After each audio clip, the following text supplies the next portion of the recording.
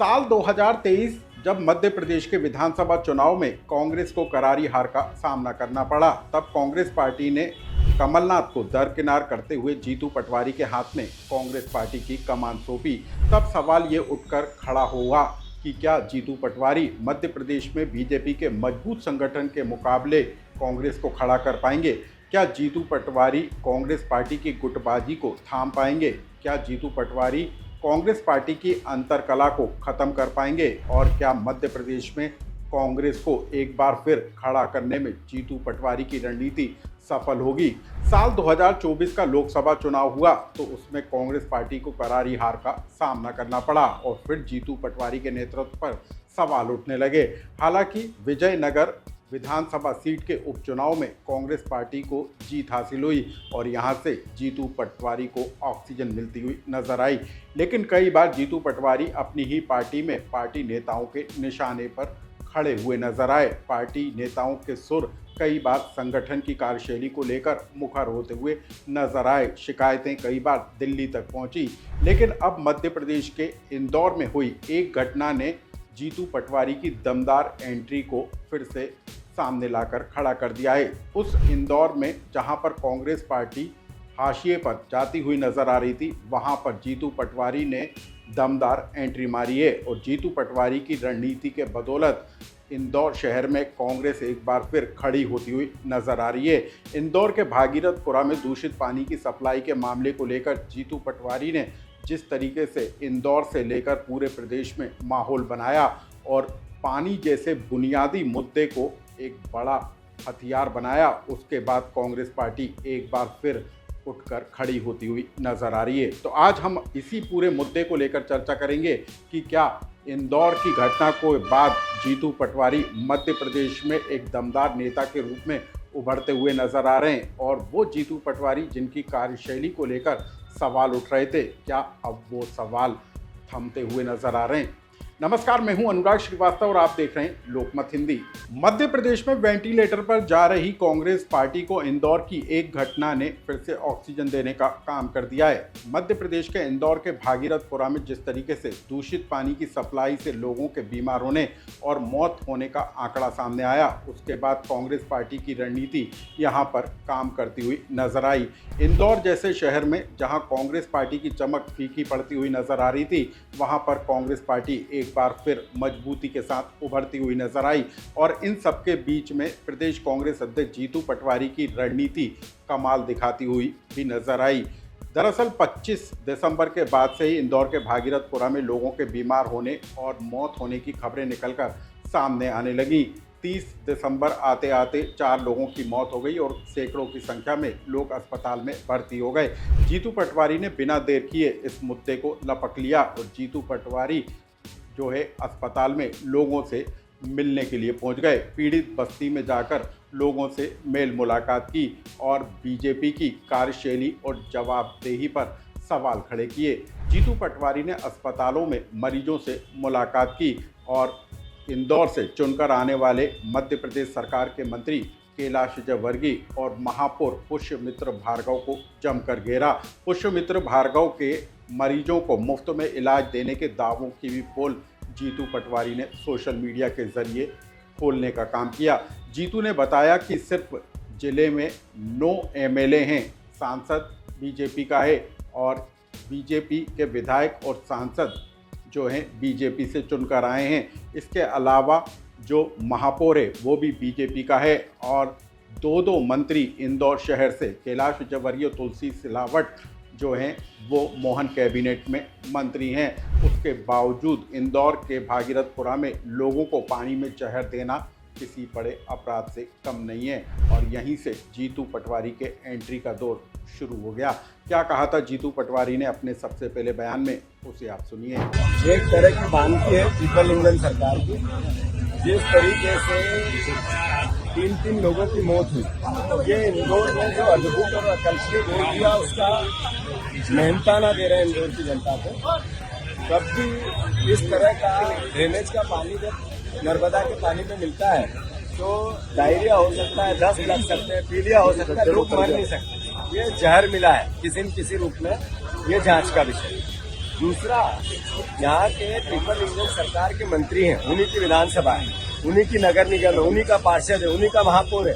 उसके बाद ये हालात है तो पूरे इंदौर के क्या हालात होंगे, ये एक सोचने का विषय है। इंदौर में दूषित पानी की सप्लाई के मामले को लेकर प्रशासन और शासन की जो सुस्त चाल देखने को मिली, उस पर जीतू पटवारी ने पॉलिटिकल माइलेज लेने में देरी नहीं लगाई। जीतू पटवारी ने पीड़ित बस्ती में पहुंचकर मृतकों के परिजनों के साथ मुलाकात की और उसके बाद कांग्रेस के 5 सदस्यीय जांच कमेटी का गठन कर दिया और जीतू पटवारी ने इसके बाद इंदौर की जनता से कनेक्शन बनाने के लिए कई बार भावुक अपील भी की। जीतू पटवारी ने 31 दिसंबर यानी कि नए साल की शुरुआत के ठीक पहले इंदौर की जनता से अपील करते हुए, भावुक तरीके से अपील करते हुए कहा कि नए साल में स्वागत की जगह लोगों को, हर इंदौरी को जो है भागीरथपुरा की जनता और पीड़ितों के साथ खड़े होना चाहिए और अपनी संवेदना का परिचय देना चाहिए। जीतू पटवारी ने इसे एक त्रासदी बताते हुए सबक लेने की भी लोगों से अपील की। साथ ही जीतू पटवारी ने मंत्री कैलाश विजयवर्गीय का इस्तीफा भी मांग लिया।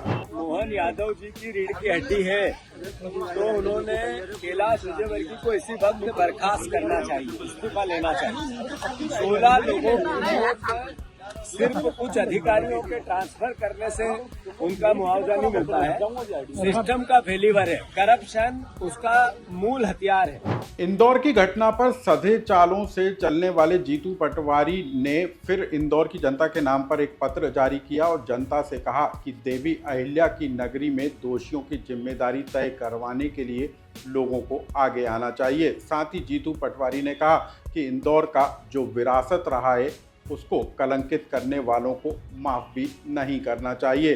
साथ ही जीतू पटवारी ने एक पत्र जारी कर अपने आप को इंदौर का बेटा भी बताया।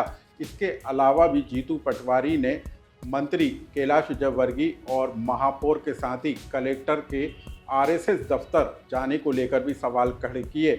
जीतू पटवारी ने कहा कि जिस महापौर पुष्यमित्र भार्गव और कलेक्टर शिवम वर्मा को लोगों की जो समस्याएं उसके समाधान करने के लिए आगे आना चाहिए, वो आरएसएस दफ्तर के परिक्रमा करते हुए नजर आ रहे हैं। और इसी पूरे मामले को लेकर जीतू पटवारी ने इंदौर की जनता को ये बताने की कोशिश की कि कांग्रेस पार्टी पूरी तरीके से भागीरथपुरा की पीड़ित बस्ती और इंदौर के लोगों के साथ खड़ी है। महापौर ये आरएसएस के कार्यालय जाते हैं कलेक्टर को लेकर, ये अपने आप में कलेक्टर ने ये बता दिया कि वो प्रशासनिक अधिकारी नहीं है। कलेक्टर ने बताया कि वो बीजेपी के कार्यकर्ता के रूप में ही काम कर रहा है। इंदौर के भागीरथपुरा में जहरीला पानी पीने के कारण मौत का आंकड़ा बढ़ता चला गया और ये 20 तक पहुंच गया। और इस बीच प्रदेश कांग्रेस अध्यक्ष जीतू पटवारी ने न सिर्फ पूरे मामले को लेकर न्यायिक जांच की मांग उठाई, बल्कि जिन लोगों की मौत पीने के पानी के कारण हुई उनके परिजनों को 1-1 करोड़ रुपए का आर्थिक मुआवजा दिए जाने की भी मांग उठाई। और चूंकि हमारा काम सिर्फ निंदा करना नहीं है, हमारा काम आग्रह करना भी इंदौर शहर की जनता से कि हमको आप सहयोग करो। हम विपक्ष की अच्छे से भूमिका निभाना चाहते हैं, आप भी सच का साथ दो। इंदौर शहर की जनता से मेरा आग्रह है, ये सिर्फ कांग्रेस की लड़ाई नहीं है, विपक्ष की लड़ाई नहीं है, राजनीतिक लड़ाई है। ये राजनीति से बड़ी लड़ाई है। राजनीतिक विचार, सत्ता, पद सब आएंगे और जाएंगे, पर इंदौर शहर की प्राचीन सभ्यता, परंपरा, इसको कायम रखने के लिए आपके सहयोग की अपेक्षा है। इंदौर में जहरीले पानी की सप्लाई के मामले को लेकर जीतू पटवारी सदी हुई रणनीति के साथ आगे बढ़ते हुए नजर आए और 11 जनवरी के दिन इंदौर में न्याय यात्रा निकाली गई। इस न्याय यात्रा में पहले तय किया गया था कि इसे स्थानीय स्तर पर जनता की आवाज़ के साथ जोड़कर निकाला जाएगा, लेकिन उसके बाद जीतू पटवारी ने मध्य प्रदेश के विधायकों को टारगेट दिया और पूरे प्रदेश भर से जो कांग्रेसी हैं वो इंदौर में जुटे। लेकिन यहाँ पर कांग्रेस का झंडा नज़र नहीं आया, क्योंकि जीतू पटवारी ने तय किया कि इंदौर शहर में न्याय यात्रा और दूषित पानी की सप्लाई के मामले को इंदौर की जनता के साथ जोड़ा जाए।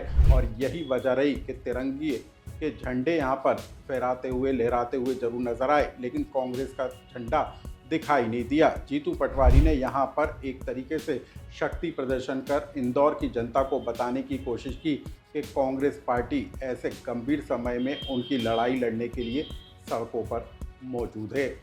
सिर्फ इतना ही नहीं, जीतू पटवारी ने इंदौर की जनता को ये भी बता दिया कि भले ही जनता ने जीतू पटवारी को 2023 के विधानसभा चुनाव में जीत न दिलाई हो, लेकिन जीतू पटवारी विपक्ष की भूमिका निभाते हुए इंदौर की जनता के साथ मजबूती के साथ खड़े हुए हैं। क्या कहा था जीतू पटवारी ने, आप उसे भी सुनिए। हमें पता है हम पिछला चुनाव पूरी तरीके से हारे हैं, पर मैं आपको वादा करता हूं आने वाला समय इंदौर शहर में भी कांग्रेस का है या नहीं है। ये अहंकार हम हार ही नहीं सकते।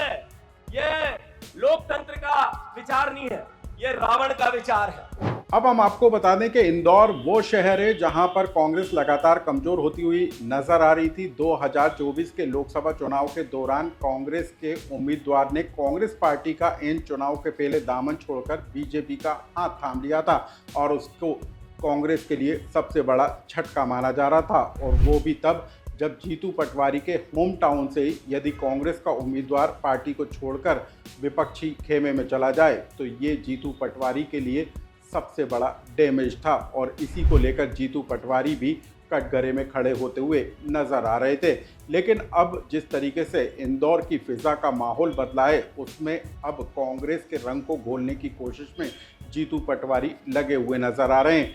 कभी जीतू पटवारी कांग्रेस पार्टी के नेता और कार्यकर्ताओं के साथ बैठक कर ये समझाने की कोशिश करते हुए सुनाई दे रहे हैं कि कांग्रेसी नेताओं के बीच में मतभेद हो, लेकिन मनभेद नहीं होना चाहिए। यानी कि इंदौर में कांग्रेस की गुटबाजी और मिले धोखे के बाद जीतू पटवारी एक बार फिर इंदौर में कांग्रेस पार्टी को मजबूत करने की कोशिश में लगे हुए हैं, और यही वजह है कि इंदौर के जिस दूषित पानी के मुद्दे को लेकर देश भर में खबरें सुर्खियां बनी, उस मुद्दे को मध्य प्रदेश में अलग अलग जगह पर घंटी बजाओ आंदोलन के जरिए जीतू पटवारी ने इसे के जरिए माहौल बनाने की कोशिश की।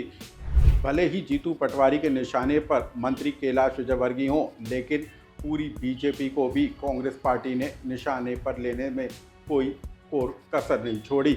मतलब साफ है कि अब पूरे प्रदेश में कांग्रेस पार्टी वाटर ऑडिट के जरिए इस मुद्दे को लंबे समय तक भुनाने की कोशिश में है। 2027 में नगरीय निकाय के चुनाव होना है, और पानी की सप्लाई से जुड़े मुद्दे को, जो कि आम आदमी से जुड़ा हुआ मुद्दा है, उसे उठाकर जीतू पटवारी न सिर्फ इंदौर बल्कि मध्य प्रदेश में अपनी जोरदार उपस्थिति दर्ज कराने की हालत में नजर आ रहे हैं। बहरहाल सवाल इसी बात को लेकर है कि क्या जीतू पटवारी का ये जो शक्ति प्रदर्शन है, या फिर जिस तरीके से जीतू पटवारी ने मध्य प्रदेश में इंदौर की घटना को लेकर कमबैक किया है, क्या वो सिर्फ कुछ क्षणिक का बुलबुला है, या लंबे समय तक जीतू पटवारी अपनी इस अहमियत को बरकरार रख पाते हैं, ये आने वाले चुनावों के नतीजों के बाद ही साफ हो पाएगा। लेकिन फिलहाल मध्य प्रदेश में हाशिए पर जा रही कांग्रेस पार्टी एक बार फिर मजबूती के साथ उभरती हुई नजर आ रही है, और जो राजनीतिक जमीन कांग्रेस पार्टी ने खोई थी, उस राजनीतिक जमीन पर कांग्रेस पार्टी फिर से जड़ें जमाती हुई दिखाई दे रही है। इस खबर से जुड़ा यदि आपका कोई सुझाव या कमेंट्स हो तो हमें कमेंट्स बॉक्स में लिखकर जरूर बताएं।